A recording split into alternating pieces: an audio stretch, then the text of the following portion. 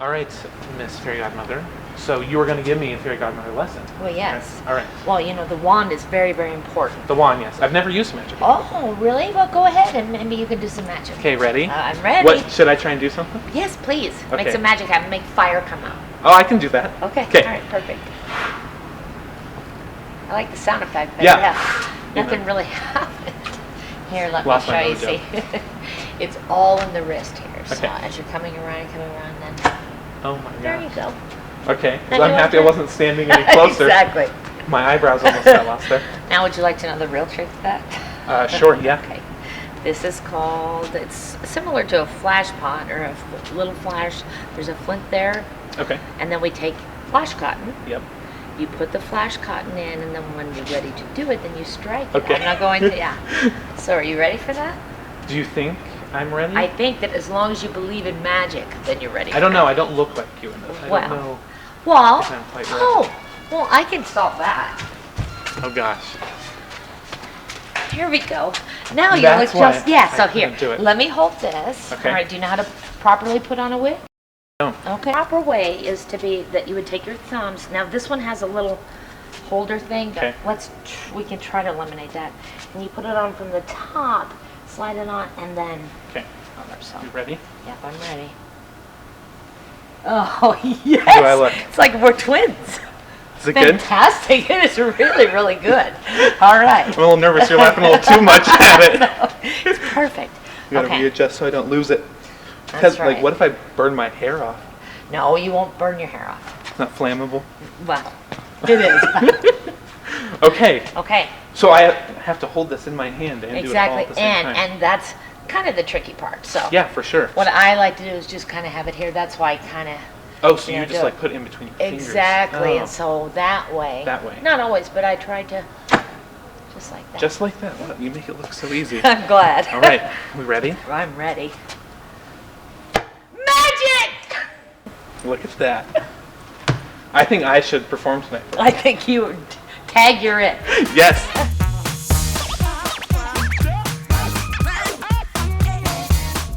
And now here's your host, Avery Anderson. Hello, and welcome to the Nightly Met. First off, let's give an amazing round of applause for our house band, Jeannie O'Connor and the Cheap Dates. So, from one rocking band to another, our first guest tonight is the talented group Edison. So please welcome Edison.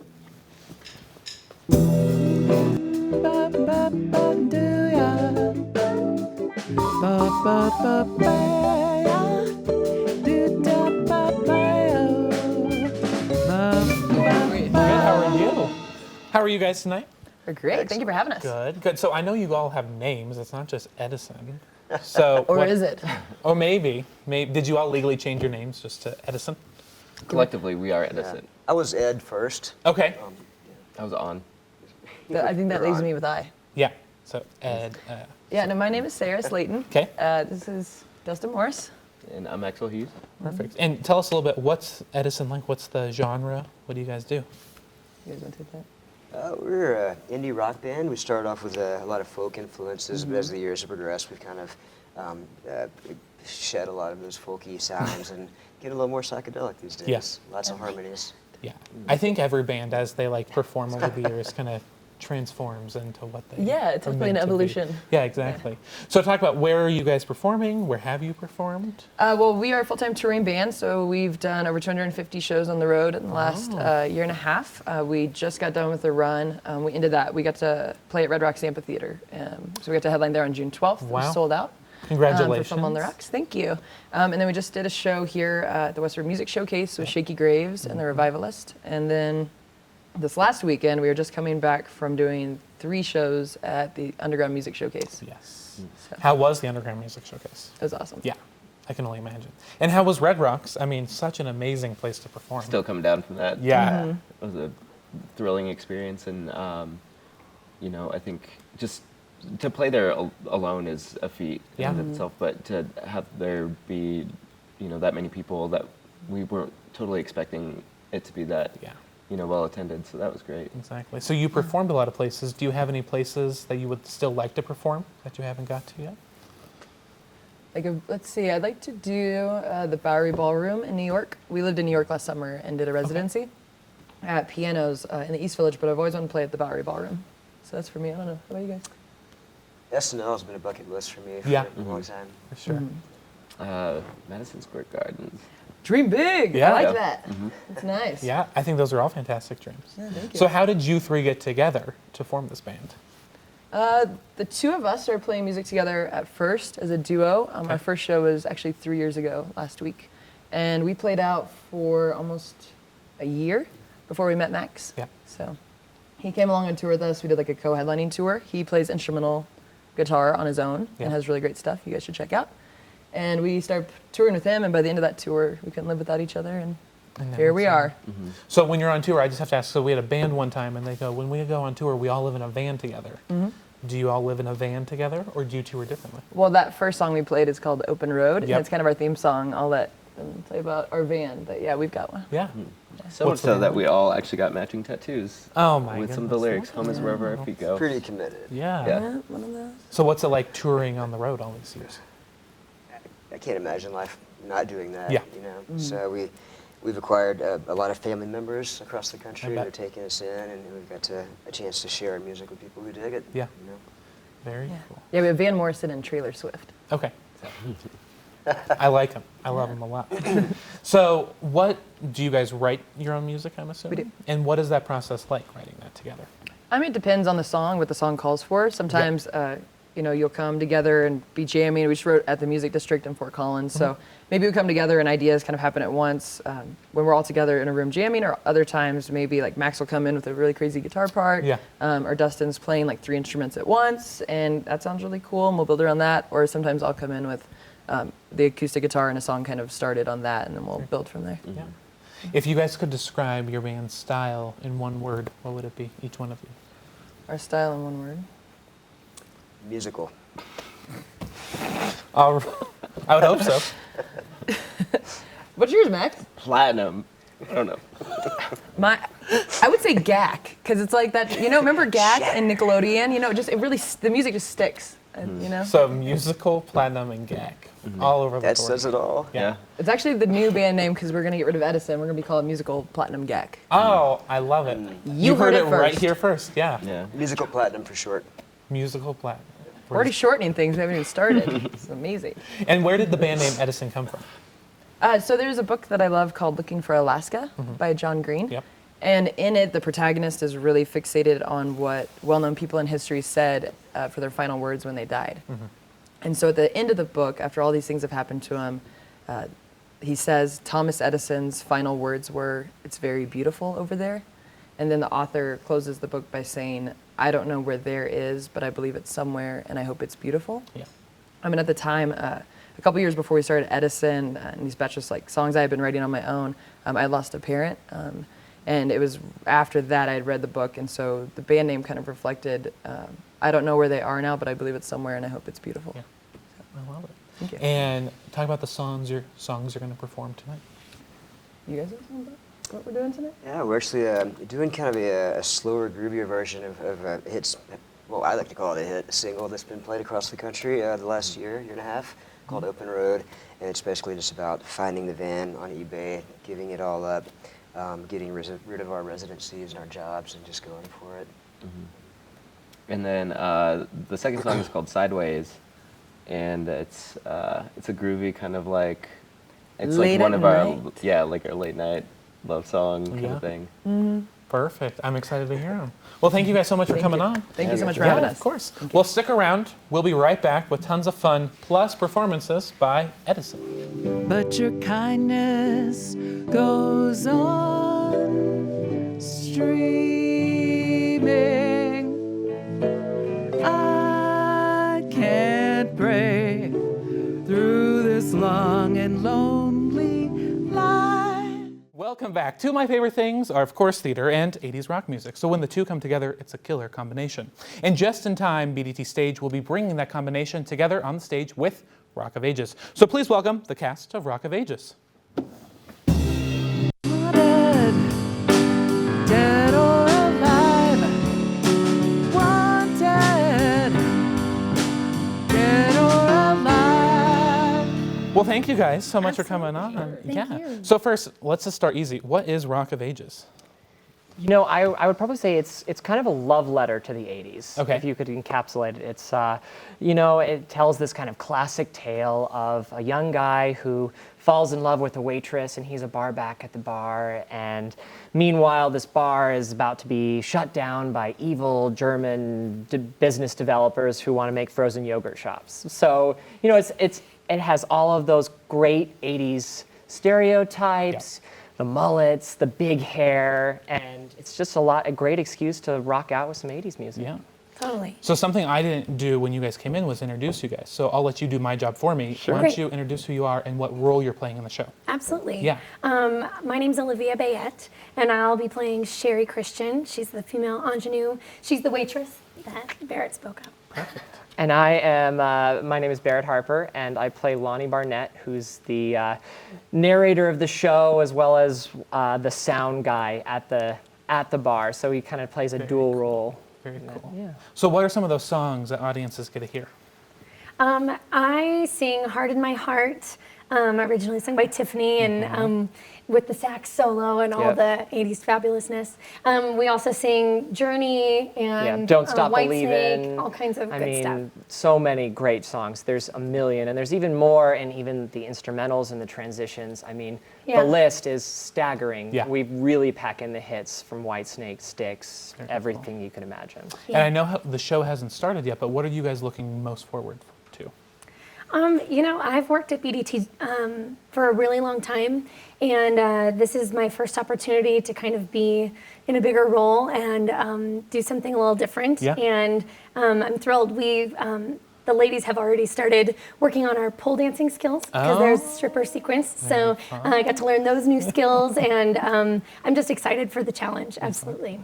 You know, I adore this show. This will be the third time I've done it, and every time that I do it, I discover some new funny bit. It's just a brilliantly written show. It doesn't try to be anything more than it is, and like living your 80s dreams. I Yeah. mean, that's really all you want to do is just drink Jack and live your life, right? And that's what you do here at this show. It's Exactly. great. I love it. So talk more about the pole dancing.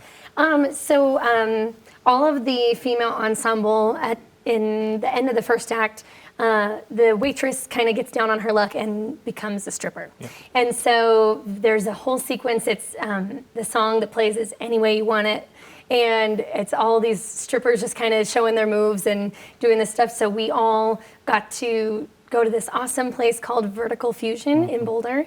And we got to learn how to pole dance and climb the pole and slide down the pole and do all these fun tricks and hair flips and body rolls and all kinds of fun stuff. So now you have a different day job, if anything. Absolutely.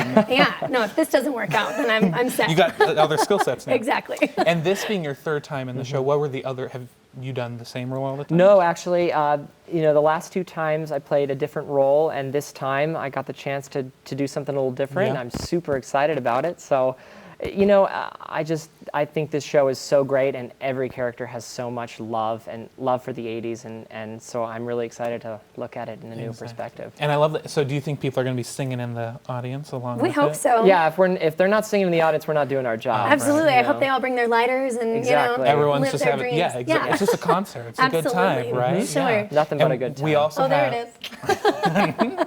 We also have the fantastic director with us today, Yep. Mr. Scott Bayette. So please welcome Scott Bayette. How are you? See you good. It's good to see you. Thank you. Hey guys.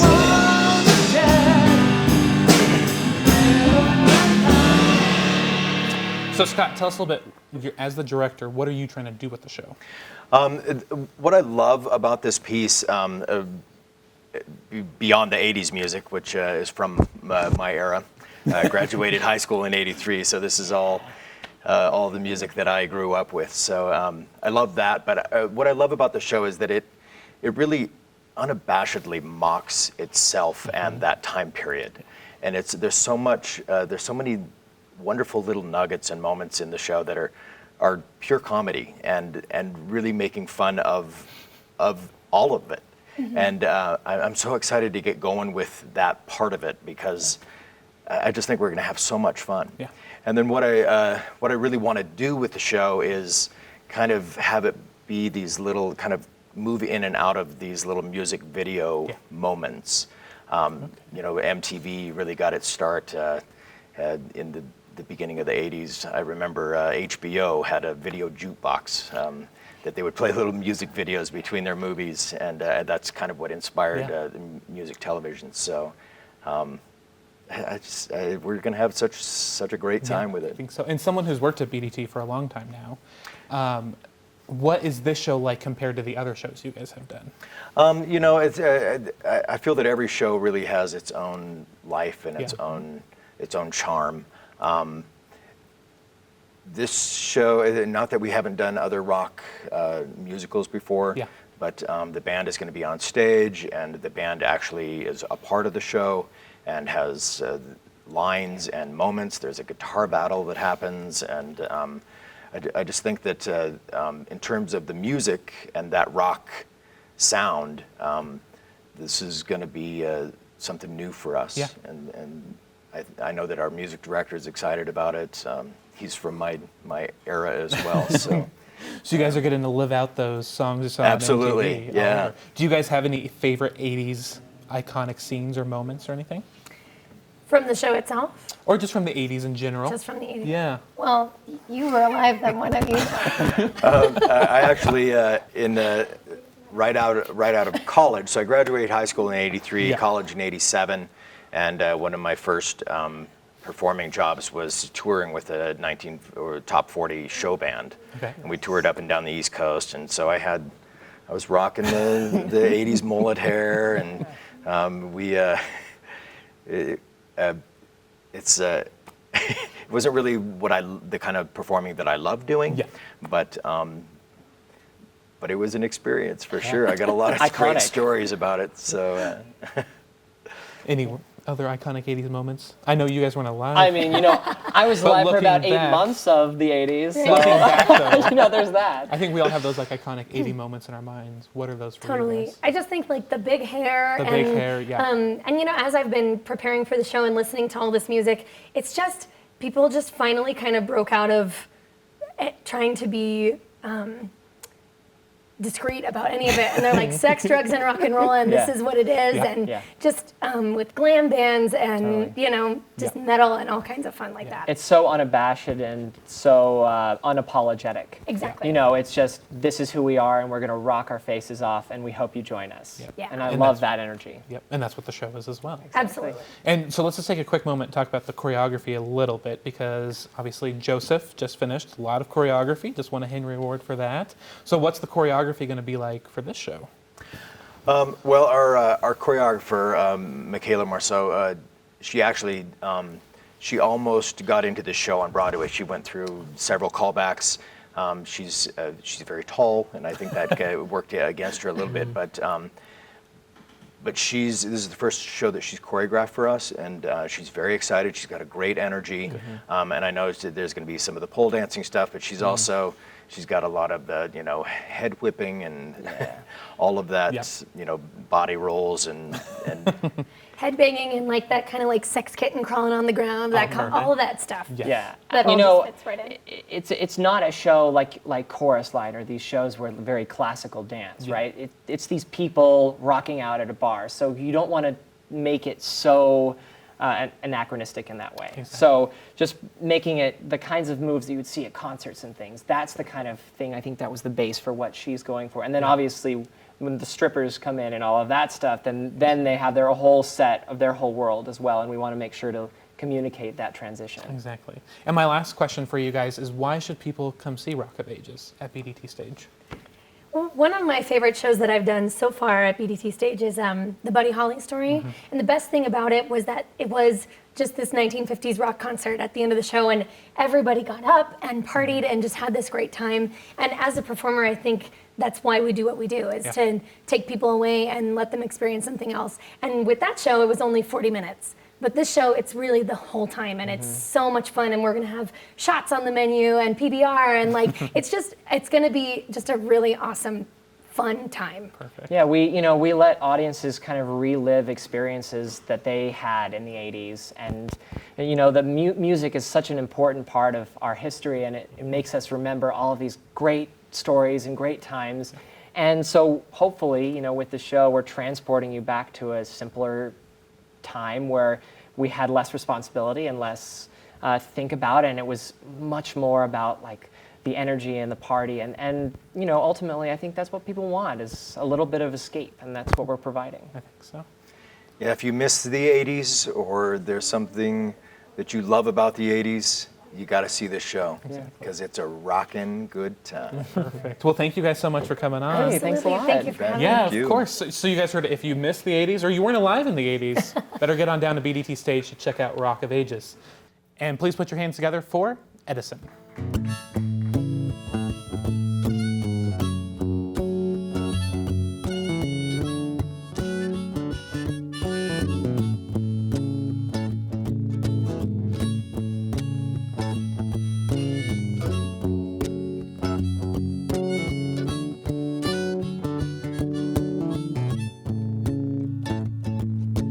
Let's buy a van, pack our clothes, open, hit the open road. And let's trade our maps, know that home is wherever our feet go. You are mine and we'll sail away. You are mine and we'll sail away. You are mine and we'll sail away. You are mine. Oh, know that home is wherever our feet go. Oh, know that home is wherever our feet go. Well, let's buy a van, pack our clothes, and hit the open road. And let's trade our maps, know that home is wherever our feet go. From Phoenix to Tennessee, I'm not lost if I'm in your company. 'Cause we're not waiting for old and gray, oh, and wanting back these days. So let's buy a van, pack our clothes, oh, and hit the open road. Let's trade our maps, know that home is wherever our feet go. It's from Phoenix to Tennessee, I'm not lost if I'm in your company. Hell no. 'Cause we're not waiting for old and gray, oh, and wanting back these days, wanting back these days. Well, come on, boys.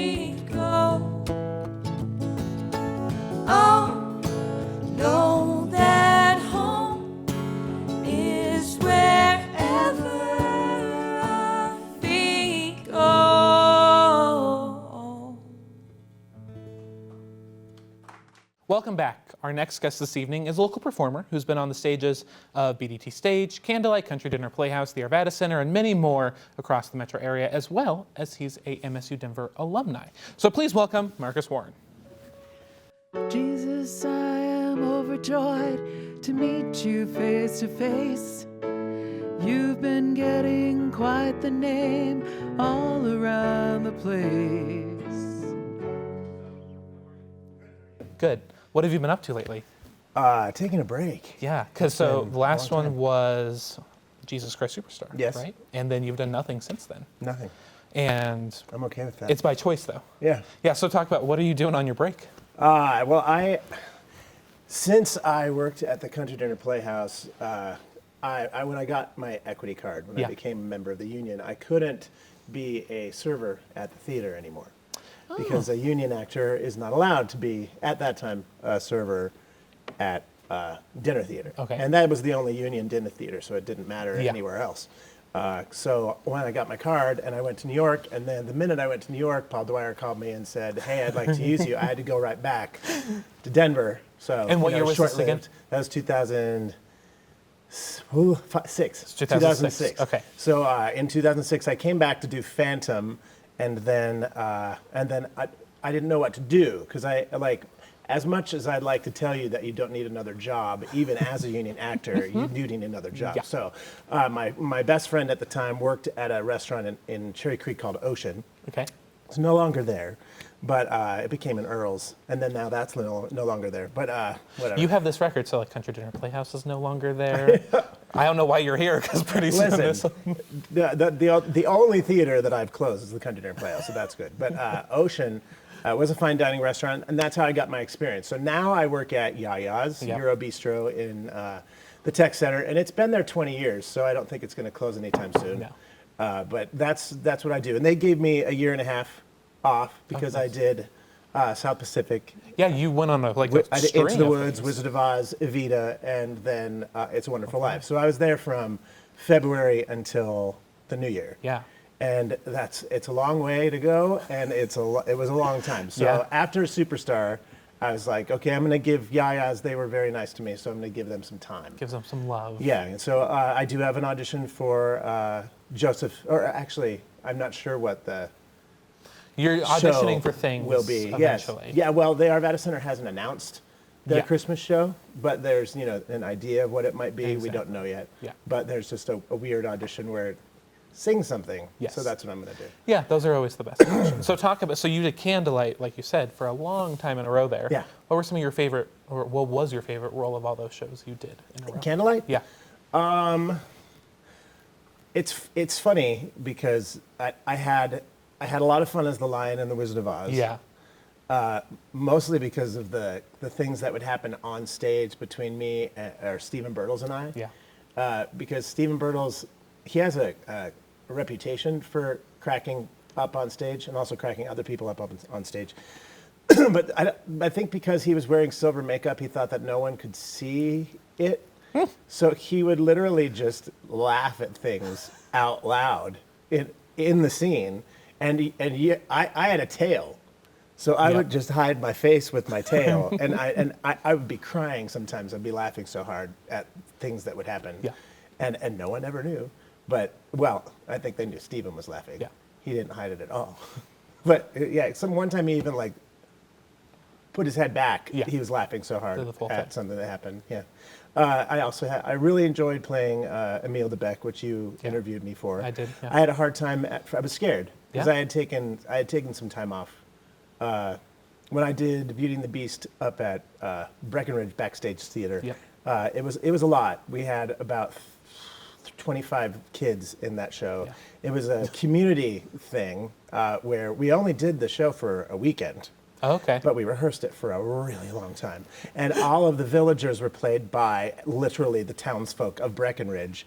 And you've never seen people not know the words to Belle in your life. And that's what happened. We opened and people are like, look, there she goes, that girl is there. It's distracted, can't you tell? And so all of the people who weren't actors, it was a very tedious process. Yes. And all the Denver actors, we were all the castle people. We were Mrs. Potts and all of that. So I was the Beast, and it was hot it took a lot out of me. So I took Yeah. a break after that. And then when Bob Hoppe called me to be in Singin' in the Rain, which was my first show at the Candlelight, I was like, I don't know if I want to do this. And I really didn't have a lead, per se, in any of the shows I did at the Candlelight that year, because I did The Child Catcher. Okay. And Chitty Yeah, Chitty yeah, Bang yeah. Bang Yep, after I that. remember And that. then I was just Diesel in West Side Story. Yeah. You know, which I never thought I'd do, because I'm not really a dancer. But I danced. And then I got cast as Emile in South Pacific. And it was, because I, at the time, was 38, And Emile's not. Emile's pushing 60, right? So I didn't want to be like this laughable young kid playing an old guy, like I did when I played Tevye here in 2000. Because I didn't know, like, that was another one where I was like, I'm far too young for this. But it was college. Everybody's too young for it, pretty much, Exactly. you know, unless you have somebody who's going back to get their doctorate. Yeah. And they decide they want to be Tevye in Fiddler on the Roof. So it felt much like that. Yeah. Except for then I was 23, and at 38 I was like, I can figure this out. So, you know, I did my makeup a certain way. Yeah. And Well, I grayed think my you hair a pulled it certain off way. very nicely. And I was told that. And Yeah. I mean, people, especially who sat in the back of the theater, they couldn't tell a difference at all. They were older women who would come up, and as they'd get closer to me after the show, they'd be like, "Oh, you're a young man," and I'd be like, You "Yes, just crushed their hopes. it worked." So yeah, it was this nice illusion that I created. The girl I was with the night I saw you in that show, it was her first theater performance. Yeah. And like you sang that first song, and she leans over and she goes, "Oh my God, that was amazing." And I go, "Yeah, it was." So we're running out of time, but real quick, let's just talk about, you are a Metro graduate. I was, yeah. Yeah. Musical theater? Musical theater, yeah. At the time, we did not have the accreditation, so, Okay. and nor was it a university. Yeah, exactly. Yeah, Look but- at that. The minute you leave, we get fancy. Yeah. But talk about that experience real quick. Well, I'm not actually a graduate. I You're not a left. I left, and I left to go to the Country Dinner Playhouse. Yeah, That's really you what got I a job. did. Yeah. But I was here for the opening of the King Center. Okay, I was that's in- a historic. Yeah, I was in the very first production that we did in the Eugenia Rawls Courtyard Theater, Yeah. which was The Unsinkable Molly Brown. Yeah. And I played Johnny Brown. And that was fun. Yeah. And then the next one was Into the Woods, and then Secret Garden. So I was in Okay. all of those leading up to Yeah. when I left. We did Secret Garden twice. We actually did it in the fall, and then we had to remount it Okay. to be judged. It was an adjudication type Oh. thing. So we had to save the set and then put it all up again. You And just all of a put it in sudden a in corner. January, we were doing it again. Yeah. And just for one performance, Yeah. which was very, very weird. like deja I'd never vu had for that one night. happen. Yeah, that but is then at the interesting. Country Dinner Playhouse, I got used to doing things for 3 months, Yeah, like so one show, it which was I, like- you know, when you're here, you rehearse and rehearse and rehearse, and then you only do it for 2 weekends. And it seems like forever when Yeah. you're in college, but it really seems like forever when you're doing it for 3 months. And we extended Beauty and the Beast for 5 months. So Oh, we did Beauty wow. and the Beast at the Playhouse from October in rehearsals all the way till April. Wow. It was a long, long time. Yeah, really we got saw you. all the seasons. Yeah. Perfect. Yeah. All right. Well, thank you so much, sir. Thank you. Yeah. Appreciate it.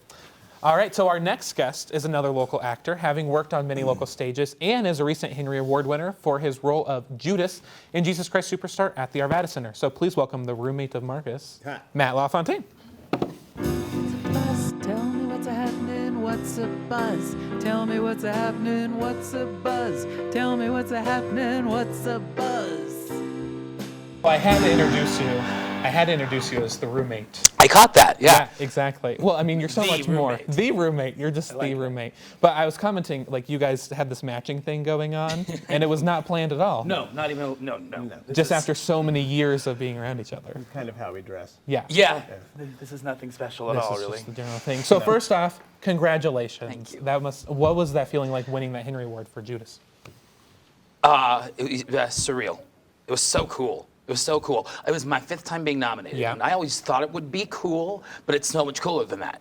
Because I've had other friends that have won them before that were like, you know, oh, it's all right. Yeah. It's this mask type thing. And yes, indeed it is. But it's so cool. Yep. The whole experience was crazy. So it was kind of like, it was my best story I've had in my career, hands down. Yeah. And then kind of a little exclamation point at the end. Exactly. Tell that story a little bit because it's not the typical story, I would say. All right, so I got cast in Jesus Christ Superstar at the Arvada Center playing Simon, who has a great song, great role. He's a disciple, but, he gets put in a couple other things, which so I kind of felt like, disciple plus. But funny story, it's also the only show, it's my 30th show at the Arvada Center. Okay. Wow. And it's also the only show besides the children's theater that I have never been an understudy for. Okay.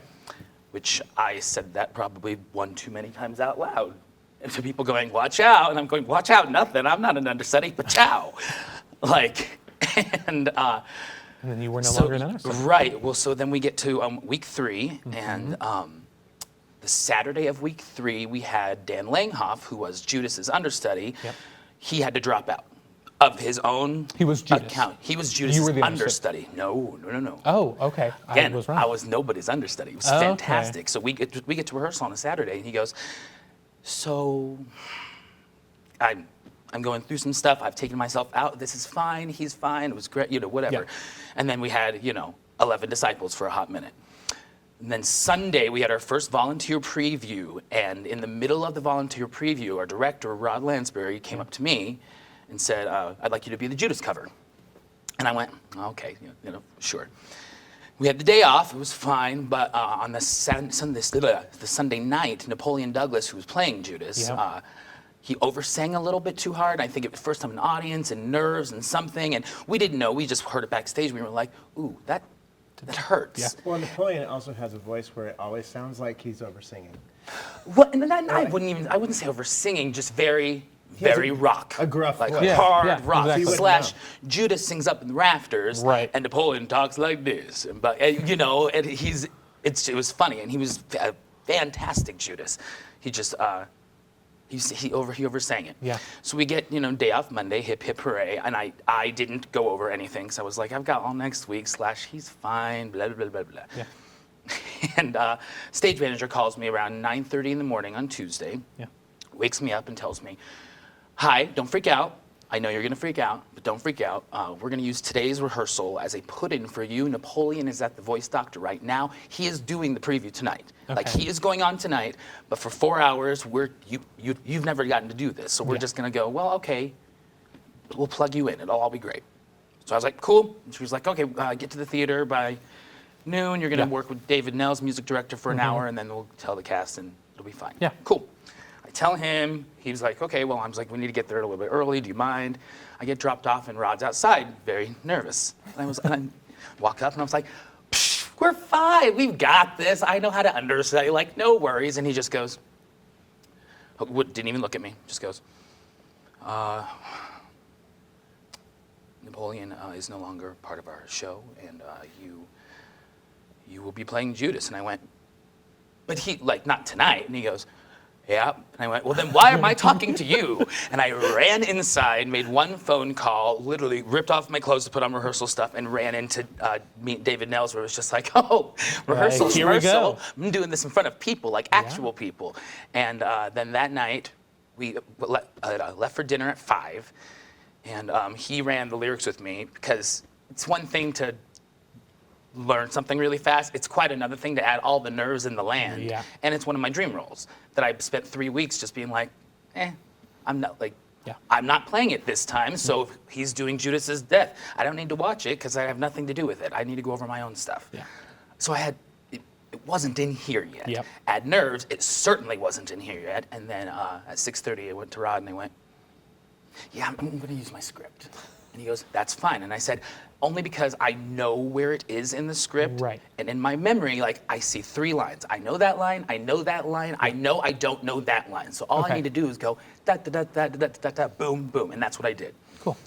And then came in the next day and actually got directed instead of, good, you got through it. Okay, let's talk some moments and, acting. Yeah.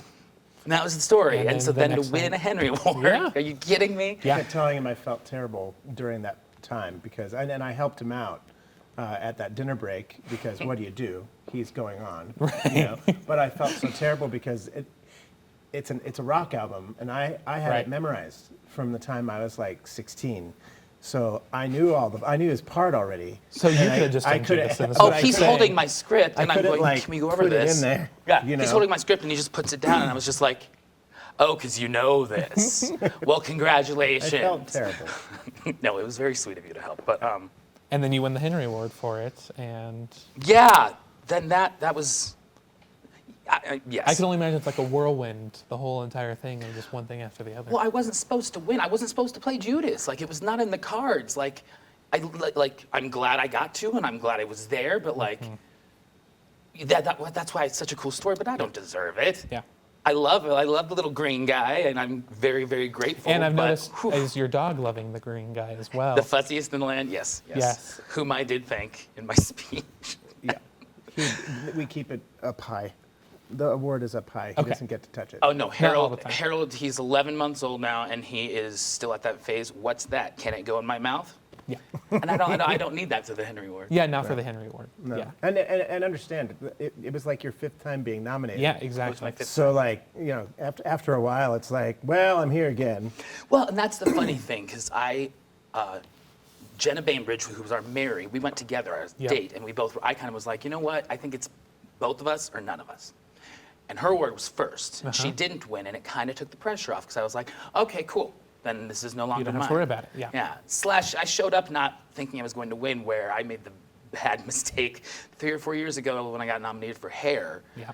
Yeah, I showed up kind of going, this is my 4th time. Like, just Got let me this. stop wanting it. Just Yeah. give me one, and I'll never want one again. I don't even need to be nominated again. I just want one. Are you just going to retire now? You're not doing anything anymore. No, I mean, no.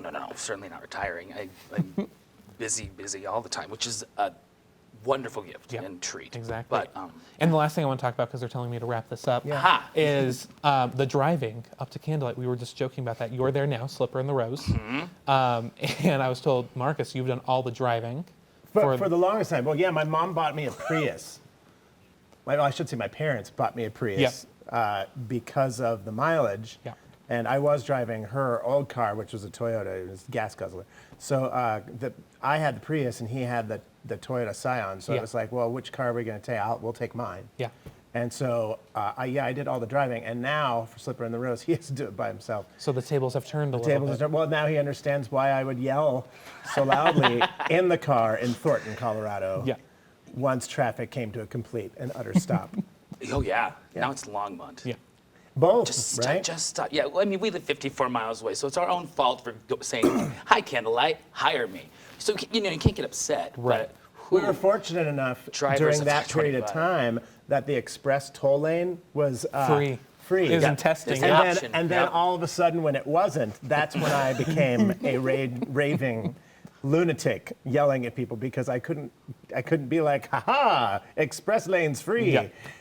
Yeah, that was the problem. Well, perfect. Thank you guys so much for coming on. Of course. And when we come back, we're going to play a round of Two Truths and a Lie. Deal. Sounds good. All right. Perfect. Black and orange stray cat sitting on a fence. Ain't got enough dough to pay the rent.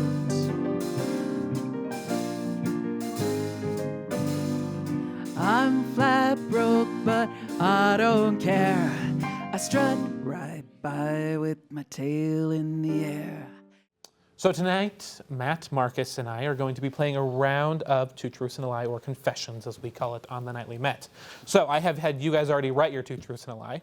So Marcus, why don't we start with you? Okay.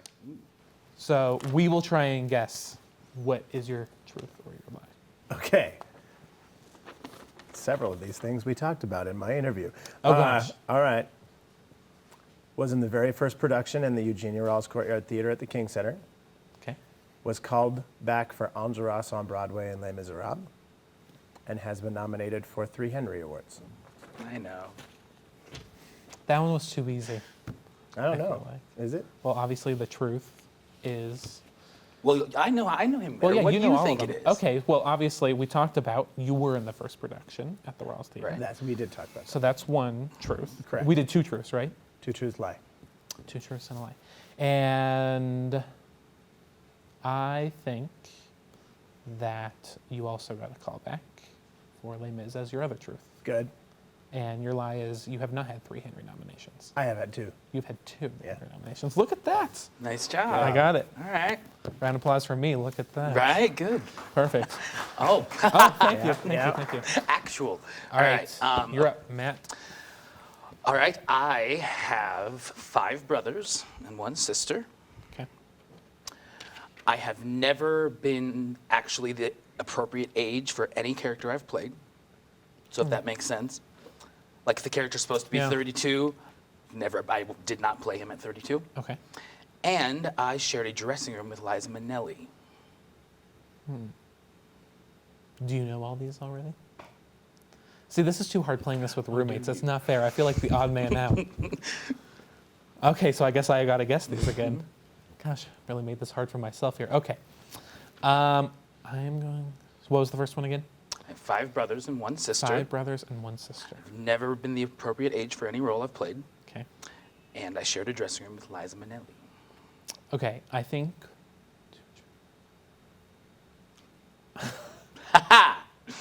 I think a truth is you have never been the right age for a role you played.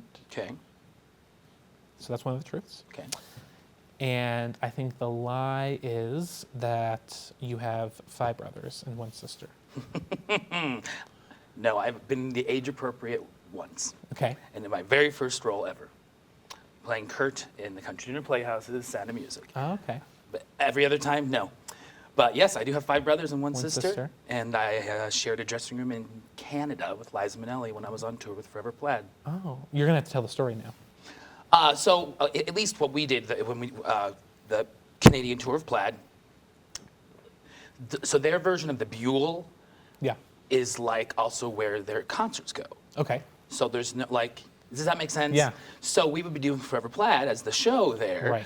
But like Dolly Parton then was coming in the next night. Okay. Well, there's only 4 of us or 4 dressing rooms, so Right. the stars always got to go in the first one, and Okay. I had dressing room A.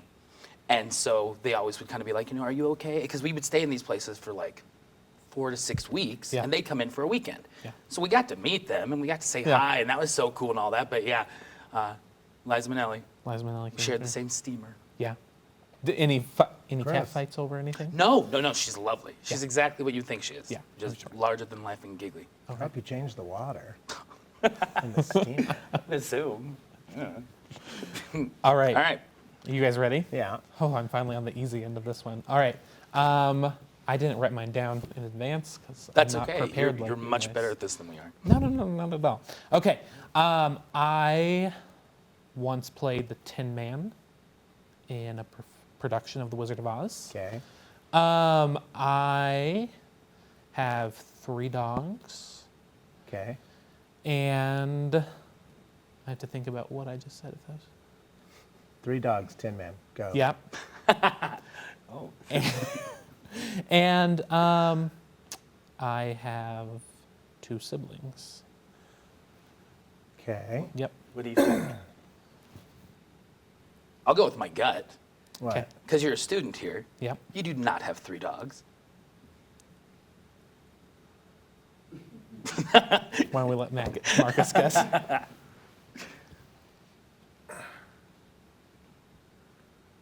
Huh. Dumbfounded. Well, no, it's just that it took you a minute to say, I have 2 siblings. That's why I'm like, well, Maybe. which one are you thinking really Maybe hard to I just make don't up? even know how many siblings I have. Maybe. That could be You don't it. have the Brady Bunch like Matt here. I'm with Matt. I think the 3 dogs is, man, unless you have really great roommates.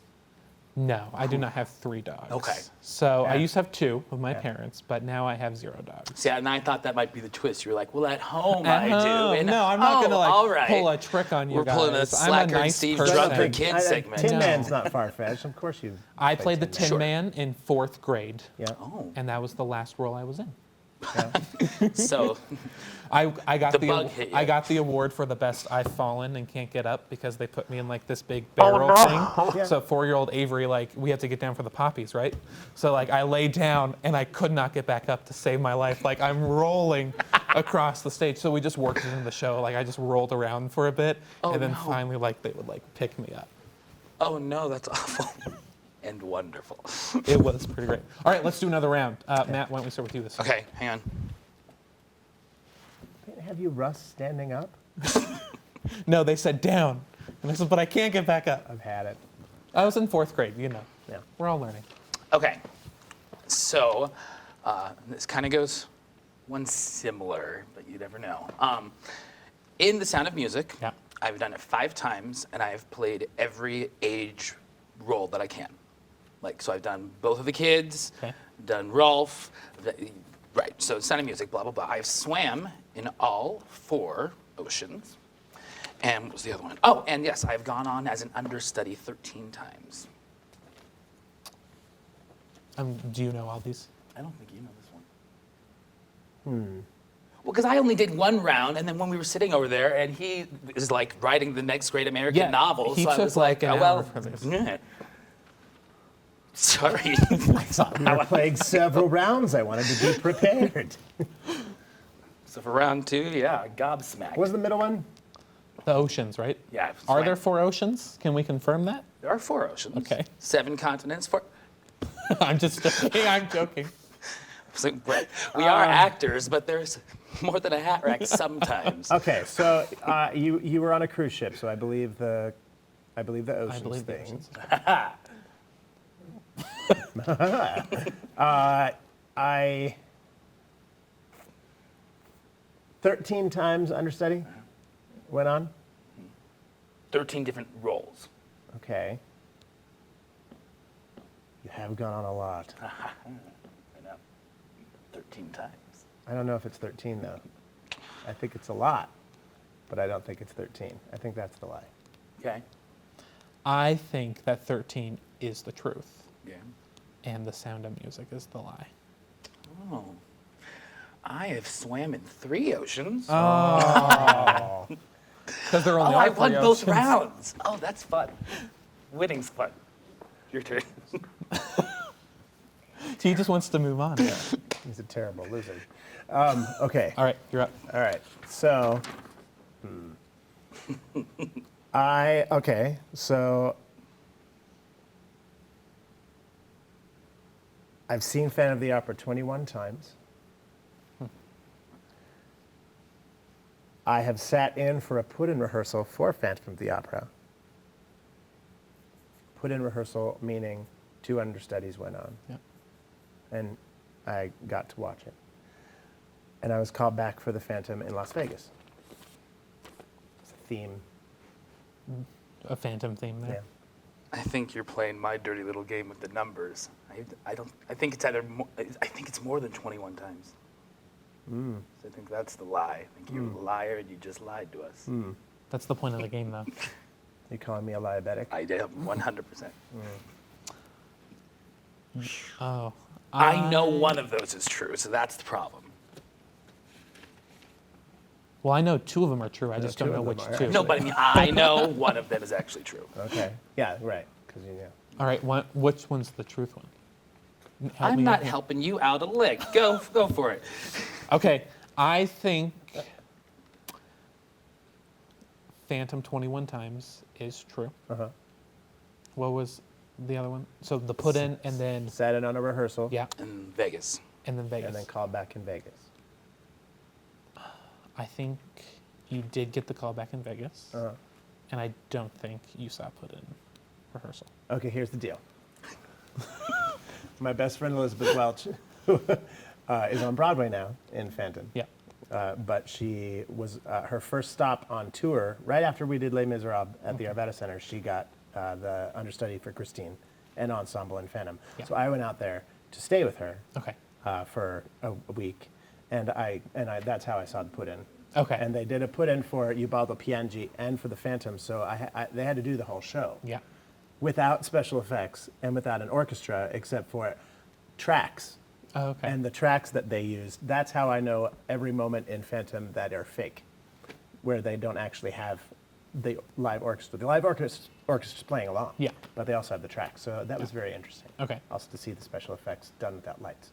But no, I auditioned in Vegas shortly after Les Miserables closed, but I didn't get a call back. Oh. Darn. God, I thought that would have been the obvious one. Well, because I knew you auditioned, and why wouldn't you get called back for Phantom? Yeah, I don't know. Come on.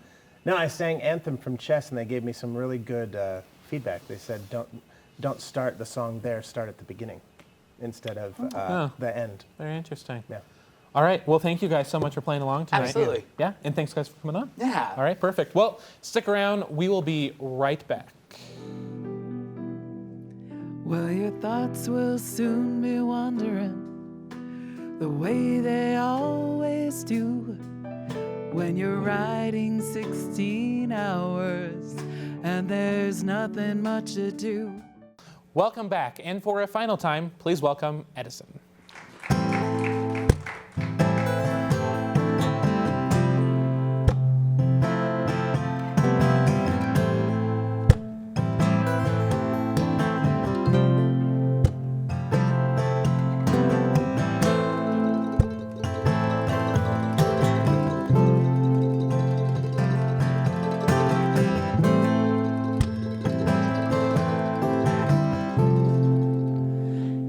Got me feeling all sideways, shaking nervous hands to your face, pulling off my shirt in your place, waited so long for your taste, baby.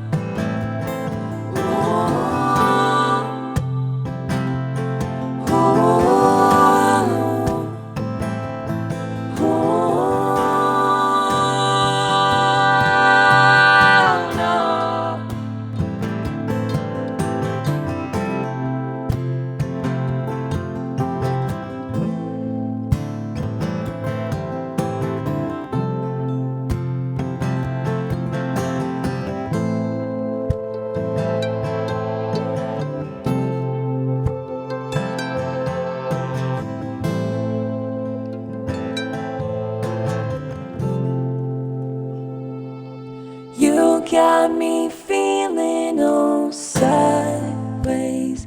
You don't have to give now, just take. Give it up to me so slowly. Tell me how you feel for just me only.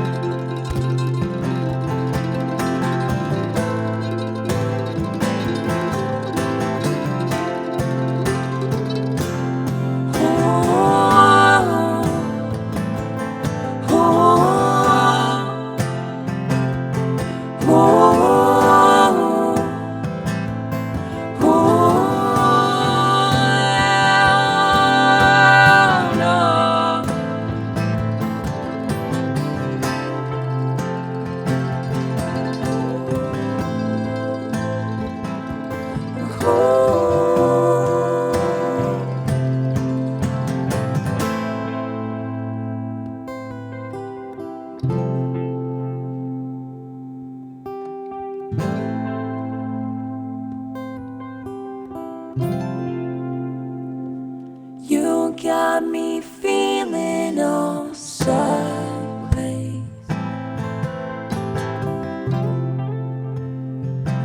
You got me feeling all sideways. You got me feeling all sideways.